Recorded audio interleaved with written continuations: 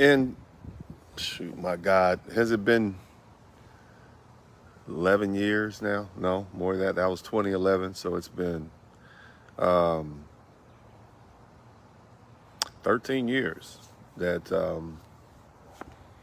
I have been using social media uh, as as a platform to allow me to be an advocate for black men.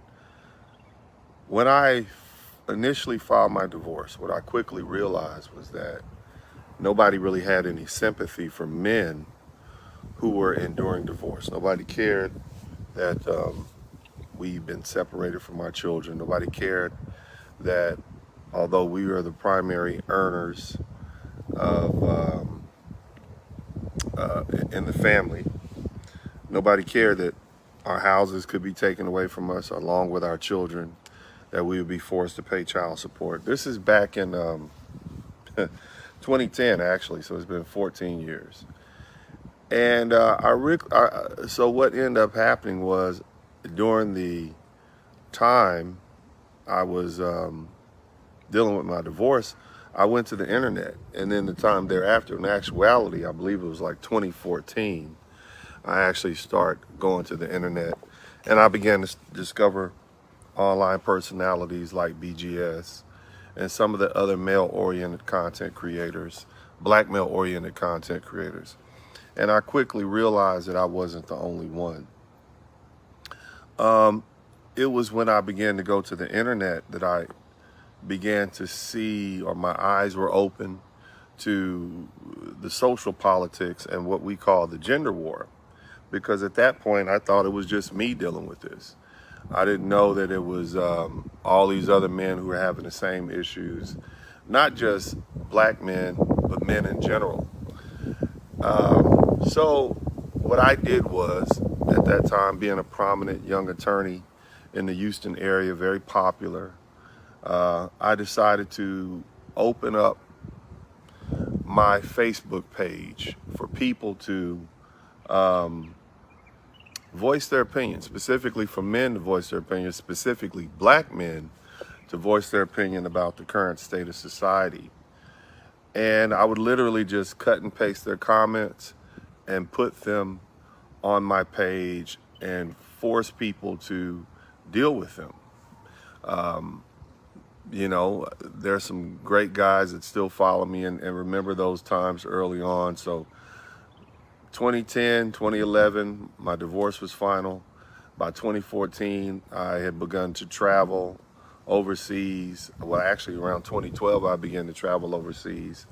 And so I used social media as a historical or electronic documentation system to chronicle my travels and my experiences and the people I interacted with and the places that I went. And it has now been 14 years. I believe it was more or less late 2000s. I believe November 2020 is when I first began to broadcast on YouTube. And what that did was it opened me up to a younger audience, because at that point Facebook had begun to kind of fall off a little bit. But a lot of the people who followed me from Facebook, or a lot of the people who followed me on Facebook migrated over to my YouTube page. Same guys, same sort of issues, but we were dealing with a younger generation.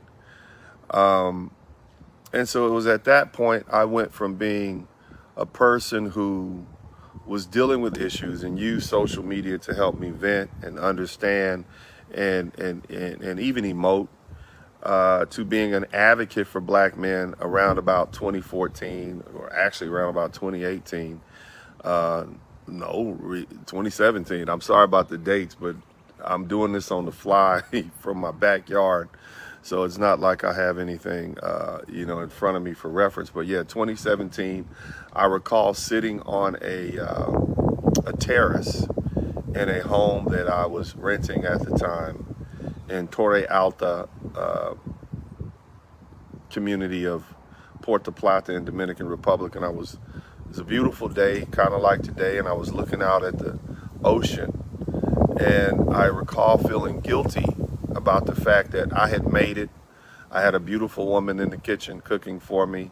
I was overlooking the ocean. I was living well. And then I began to remember all the black men who I had encountered on the internet since 2010, and 7 years at that time, dealing with all the issues that I've been dealing with.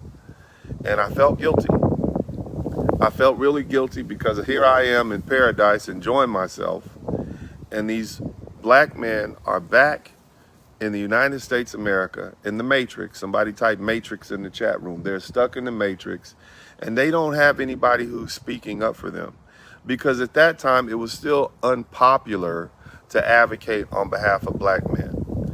Those of you guys who know me know I will always take the difficult job. I'll always take the unpopular position if it means pushing the culture forward, pushing the argument forward, and in the pursuit of justice and what's right. And so I took it upon myself, and those of you guys who were with me, you will remember, I dedicated my Facebook page solely for black men.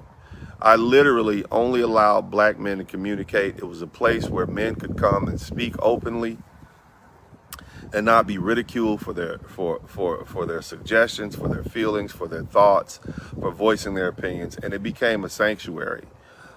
In doing that, I became very unpopular with a lot of people, specifically the lovely ladies, black American women, many of my family members, and mind you, this is before anybody knew anything about red pill content or anything like that. This is just guys.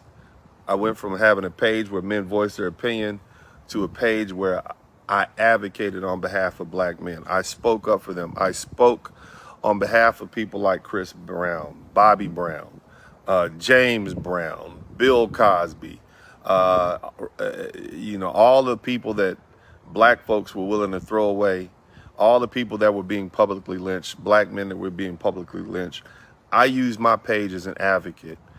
I used my attorney skills. For you guys who don't know, I've been practicing law going on 25 years. So I used all my wisdom, all my skill set to be an advocate for black men.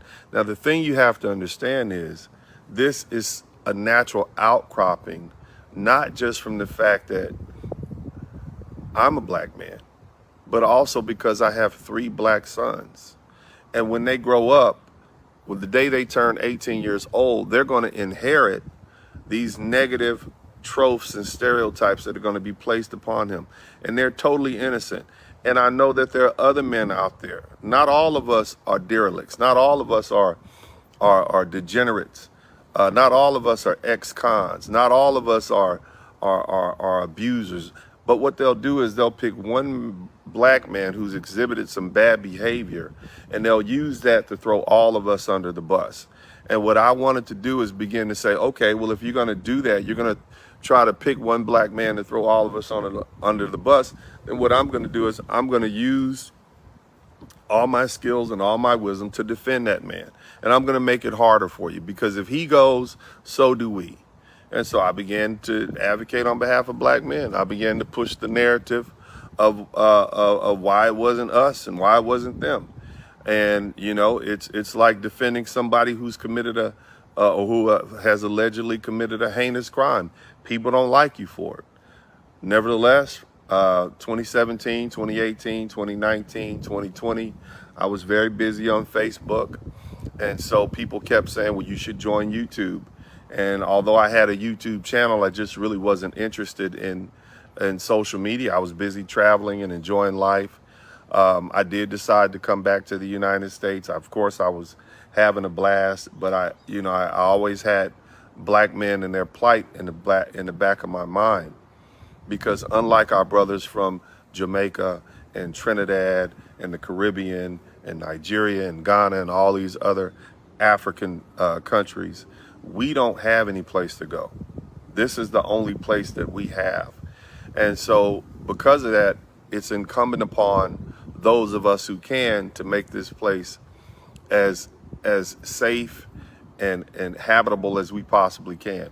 So in order to do that, you have to understand that we as black men, or as any group of men, we live and die by our reputation. One thing that Kevin Samuels had in common with me is that we understood that we are going to win on, on the emotions, and the emotions have a lot to do with our reputation. And so we as black men have to defend our reputation. Kevin and I agreed on that 100%. Although there are some minor points that he and I disagreed with on as far as relationship and such, we were 100% of the opinion that we have to defend black men and their reputation, because if we don't, then we get dehumanized. And when we get dehumanized, then people can do stuff like over-incarcerate us. They can target us for incarceration. They can call us thugs. They can call us super predators. And then when we're being wronged, nobody's going to pay attention. They're going to say, oh, well, that's just those super predators. We've been demonized and vilified to the point that nobody feels any empathy for us. So it's important that people like me use my voice to advocate on behalf of black men. Now, that said, moving forward, I moved into the realm of YouTube. For you guys who know, I've already, because I had years of practice on Facebook, I already understood the talking points. I already understood what was on people's minds. I always understood what was on men's minds, as far as relationships, as far as pretty much anything that, as I always say, this guy, you guys say, shout out to Buddy the Orange Cat. I mean, Buddy, I purposely put my back against the wall so you couldn't walk through the picture, okay? And now you've come over here. Buddy needs his airtime. So, you guys, somebody type Buddy the Orange Cat in the chat room.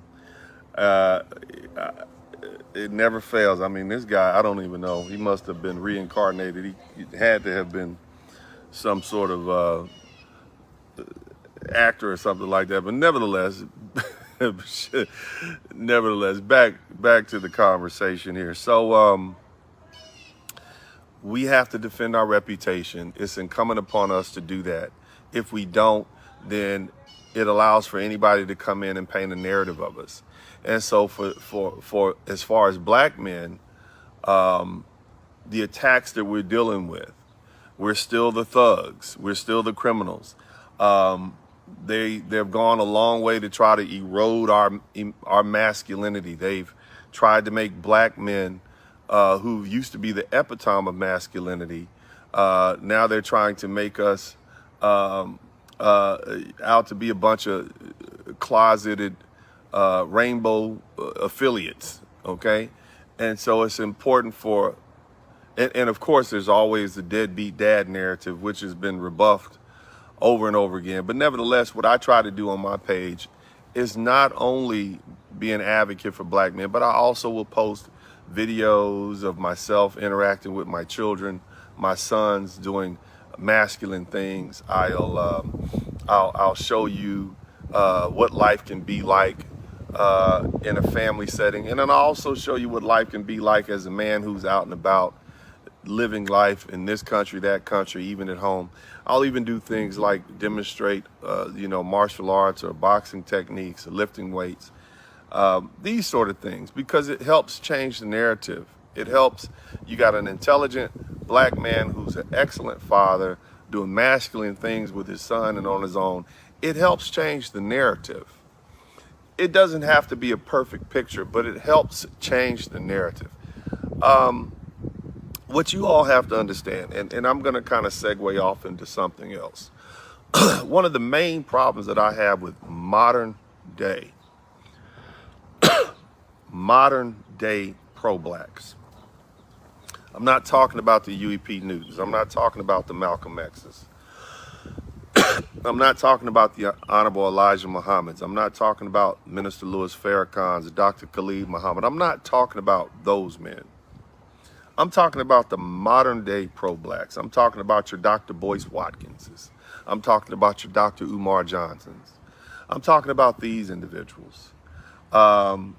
your typical hotep, right? These gentlemen, what I find about them is this. They claim to be pro-black, but what they will often do is throw black men under the bus when it gets down to it. Because see, they recognize that they need to remain on the good side of African American women. They can't ever hold them accountable, because if they hold them accountable, then those women will then attack them, and then that will undermine their source of income. I find that disingenuous. You have black men like Dr. Umar Johnson telling other black men, I'm going to revoke your black card if you date interracially. You have people like Dr. Boyce Watkins is, basically attempting to vilify black men for bringing to black women's attention that they are responsible for some of their activities,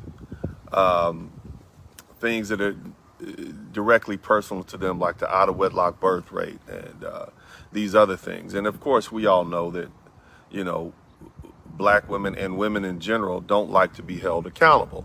Somebody type accountability as kryptonite in the chat room. And shout out to everybody who's contributing to the Super Chat, the Cash App, and the PayPal. I thank you guys so much. And I know when I'm in the backyard, I don't have an opportunity to really call out your names and everything, but I see you, I appreciate you.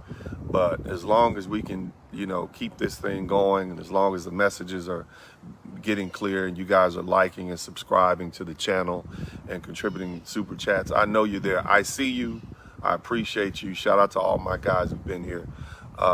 That being the case, these modern day pro-blacks, they push a female-oriented narrative that empowers black women and throws black men under the bus when it's convenient.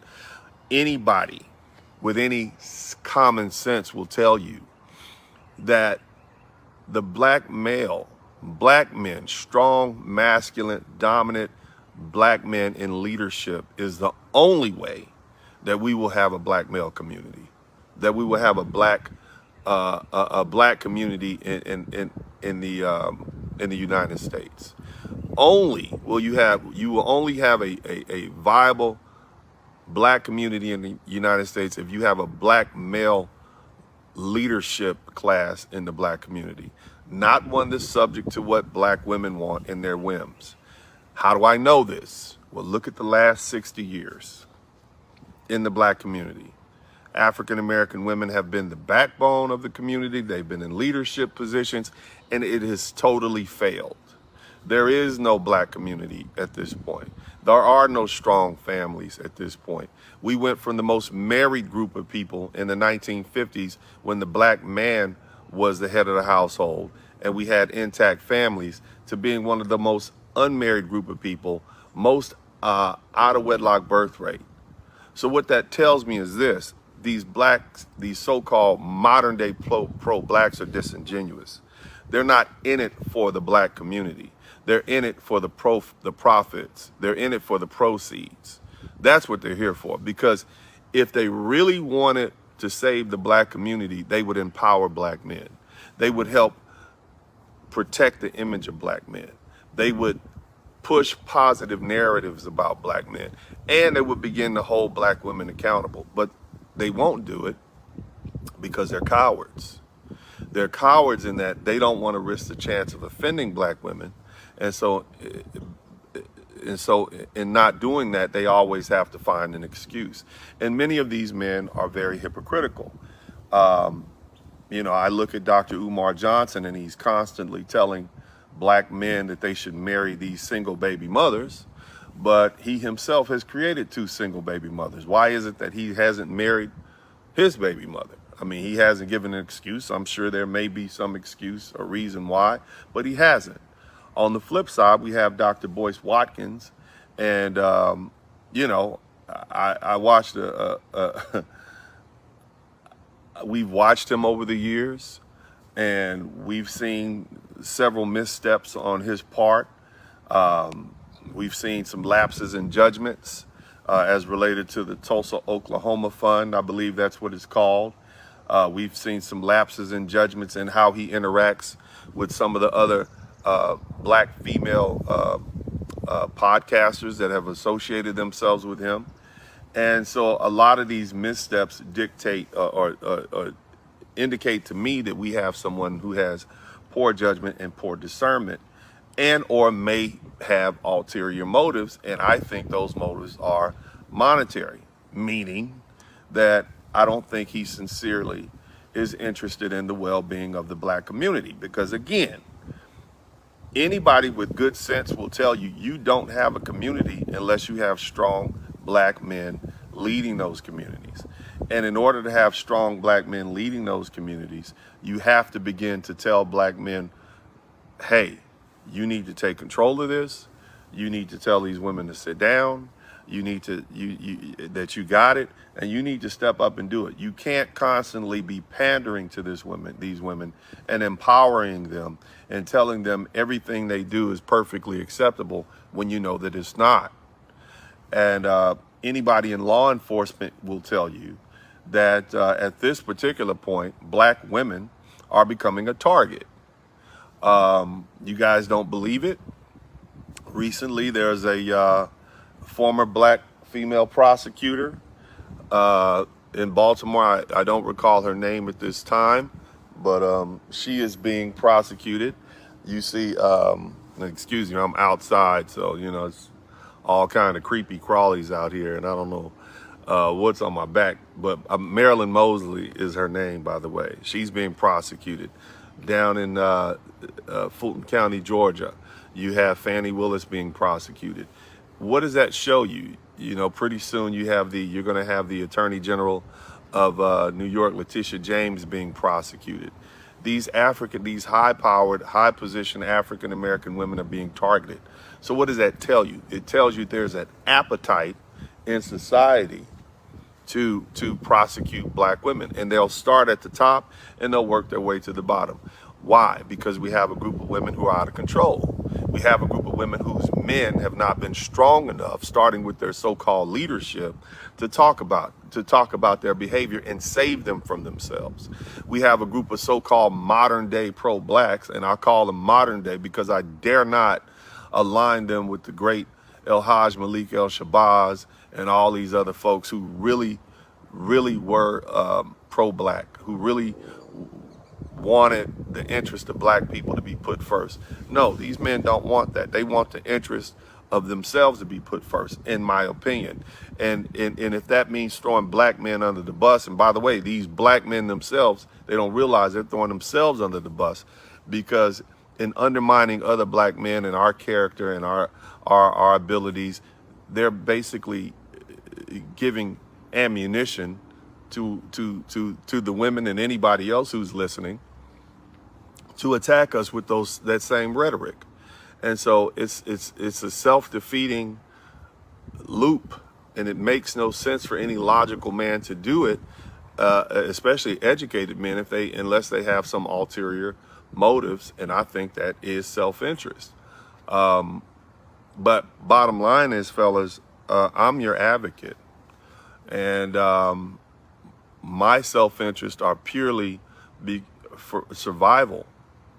I understand that anytime one black man's reputation is attacked in this country, that's all of us. So whether you like it or not, you don't like me defending Sean Combs and said that there should be some fault allotted to Cassie, recognize that the rest of the world sees Sean Combs as black first. All of his other crimes are secondary. And when they see you as black first, and they align you with him. And so there needs to be a voice out there in the wilderness who is advocating on behalf of black men, pointing out, well, hey, what about this? What about the fact that Cassie had a good man, and she left that good black man for this black man because she had her own interests. Well, Chris Brown, well, he was just a young man, and this woman allegedly struck him while he was driving his vehicle, and he simply responded as a young teenage boy would. What about him? The young brother up in New York who was just convicted, the actor, I'll call him Kang the Conqueror, I forget the brother's name, Jonathan Majors. The fact that all he was trying to do was push the woman off him and put him back in the car. You need somebody out there who's pointing out the alternative narrative that liberates or frees black men from all of these horrible, heinous allegations. And you need somebody also that black men can say, hey, yeah, I want to be a masculine, I want to be a masculine, educated black man who's a good father. We need those narratives so you can point to them. And as it is right now, there's not a whole lot of men that do that 100% of the time. You got a lot of so-called podcasters and a lot of talking heads on the internet now, okay, because it's popular now. But you got a lot of people who will, sometimes they'll advocate on behalf of black men, but they won't do it all the time. I am 100% all the way, all the time on the side of black men. That's where I am. That's why 99% of my following is black men. I don't deviate. Now, if I wanted to roast you brothers, let me give you that double blank. If at any day I wanted to, prosecute you brothers for your social behavior, for your degeneracy, for your lack of demonstration of masculinity and standing up for yourselves, I would. And I would have a field day. And I promise you, brothers would hate me with every little bit of your hearts because I would be excellent at it.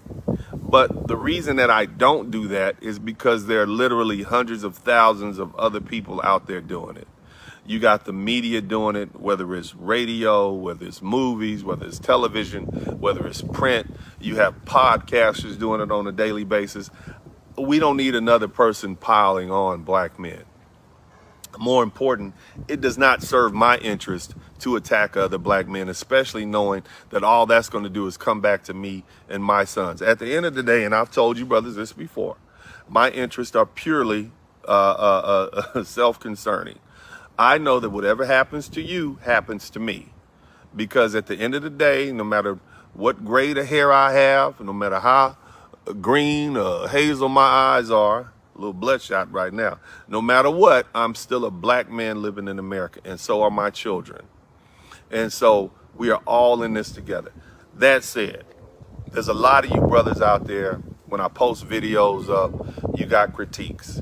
When I make statements, you have critiques. You always want to play the, the devil's advocate. When I say things about how this woman may have been at fault for Jonathan Majors, or Cassie may have been at fault for the P. Diddy situation. She may have brought it on herself in some regards.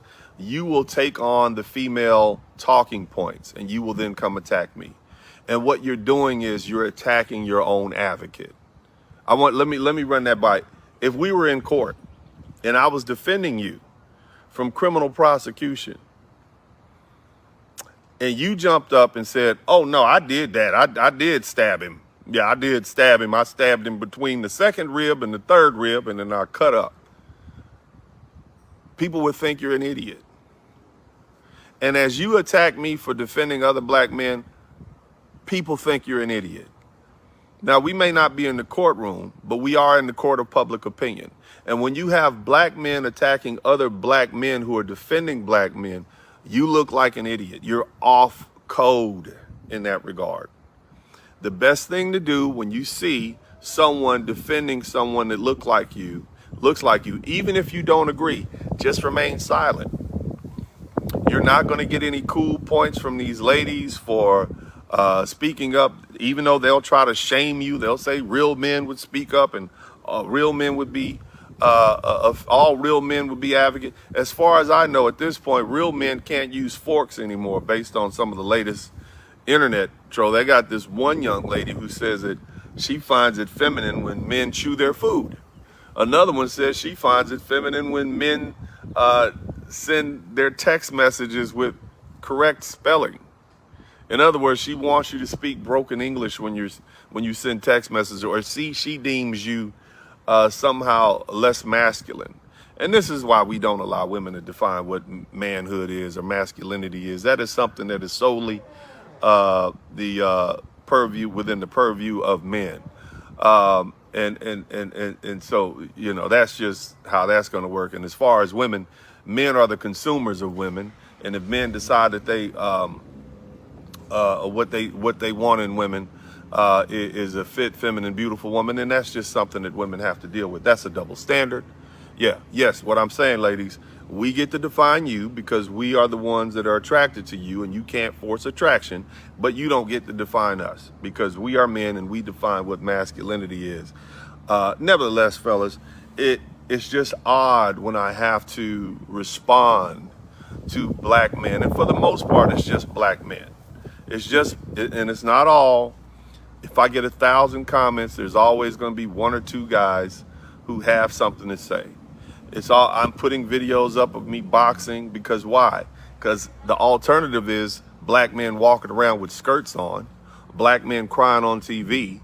By contrast, you got this black man who's boxing out here lifting weights. These are images that are broadcast to the world. It's the same thing I did during my Facebook years, and I'm still active on Facebook, but it helps change the narrative. So it's pointless for you to critique it. Nobody cares about your advice. I truly don't listen to it. I'll respond so that you can force you to respond so that you have to then listen to yourself. But I don't need your help. Neither do these other men who are advocating on behalf of black men. They don't need your help. If I wanted someone's help, I would pay an expert to advise me. Okay. Nevertheless, fellas, again, like I said, you know, this whole thing that we have, this social media is new. This is the first time that people from around the world can have interaction with each other. But what I want to do is use it to help preserve the humanity and reputation of black men. I don't like the pro-blacks. I don't like the modern day pro-blacks, of course. You know, I have great respect and admiration for those men and women who came before us, who advocated on behalf of black people and black people's rights and black people's dignity and black people's natural rights. But these modern day people, they're really just, they have their own agenda. And anytime I find, you know, somebody who considered themselves pro-black, when you dig right below the surface, they're really pro-black female. They're not pro-black family. They're definitely not pro-black man. And so you have to understand who you're dealing with. And so, you know, these are my thoughts on this subject. For any of you all who are confused, it's not that I hate black women or anybody. I don't hate anybody. It's that sometimes advocating on behalf of one side and remaining on that side means you're going to offend people on the other side. And if black women are constantly opposed to the position of black men, if they constantly want to throw us under the bus and call us deadbeat daddies and tell us that we are horrible names like bullet bags, then you're going to have somebody defend them. And invariably, I'm going to step on your toes. And I'm going to continue doing it. I'm going to continue doing it until it's unnecessary. Nevertheless, when black women talk about how horrible black men are, and guess what? You fight fire with fire. And so that's why I talk about the degenerate behavior that many African American women have succumbed to in this modern day culture that we have, this modern women culture, which says anything goes. And so this is how it goes. And at any point when the ladies decide that they are ready to be quiet and they're ready to stop attacking black men and our reputation, I'll be quiet. But until then, me and the hundreds and thousands of other black men who are not going to sit by and just let you destroy our humanity, destroy our reputations, and otherwise assassinate our character in public, we're not going to be quiet. This is not going to go anywhere. It wasn't a gender war until black men got the microphone.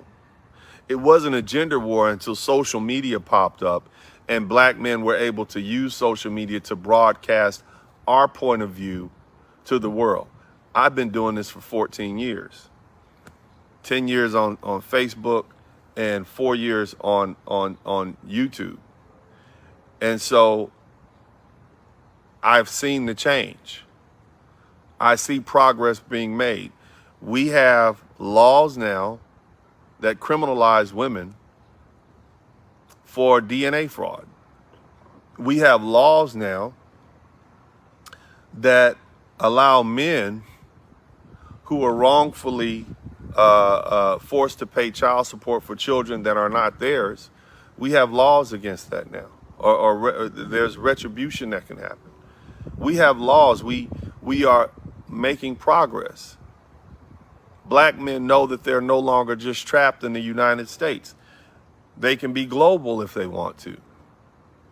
Black men can now, somebody type passport bros in the chat room. Somebody type global kings in the chat room. Black men know that they have options now. All of this is because and we're communicating, and you have black men who are advocating on behalf of other black men in their own way. Some advocate by saying, well, you know, just go overseas. Some advocate by taking a direct action and say, no, that's not true. Some advocate by attacking those who will attack us, fighting fire with fire. I happen to do all three. But again, we as black men must begin to advocate on behalf of ourselves. And you can't attack the people who are trying to save your reputation, because it's literally your life that is on the line.